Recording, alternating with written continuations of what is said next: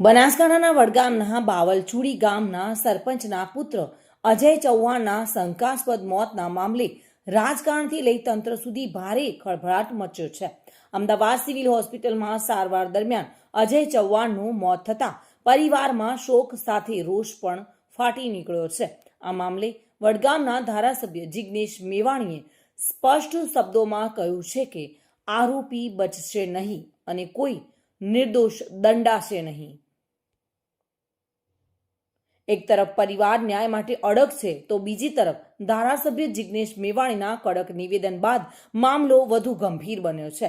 હવે જોવાનું એ રહ્યું કે તંત્ર આ સમગ્ર ઘટનામાં કેટલું ઝડપથી અને નિષ્પક્ષ રીતે કાર્યવાહી કરે છે. છાપીના બાવલચોડી ગામના વિનોદભાઈ ચૌહાણ એમના દીકરાનું અકસ્માતે અથવા હત્યામાં મૃત્યુ થયું છે. હાલ એમની ડેડ બોડી પીએમ માટે અમદાવાદ સિવિલ હોસ્પિટલ ખાતે છે અને હું વડગામ વિધાનસભાના તમામ લોકોને જણાવવા માંગુ છું કે બહુ દુઃખદ ઘટના તો બની છે, પણ એનું જે પણ સત્ય છે એ સચોટ રીતે બહાર આવે. કારણ વગર કોઈ પણ માણસ આરોપી બને નહીં, ખોટો કોઈ પણ માણસ દંડાય નહીં અને આરોપી કોઈ 302નો ગુનો હોય તો છટકી ના જાય, એની સંપૂર્ણ તકેદારી અમે રાખીશું. પેનલ પીએમ વિથ વિડીયોગ્રાફી, એટલે એકથી વધારે ડોક્ટર દ્વારા પીએમ કરવામાં આવે, એનું વિડીયોગ્રાફી થાય.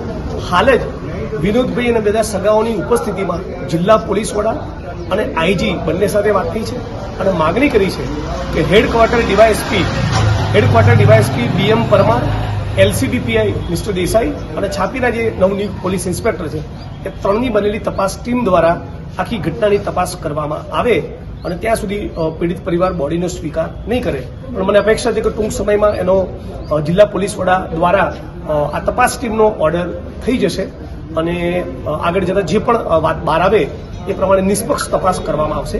ફરી એ વાત કહું છું કે કોઈ પણ માણસ આરોપી બનતો હશે તેના 100% બનાવવામાં આવશે. કોઈ પણ માણસ કારણ વગર આરોપી નહીં બને, કોઈની કનડગત નહીં થાય, એ બંને બાબતો પર મારી સંપૂર્ણ નજર રહેવાની છે.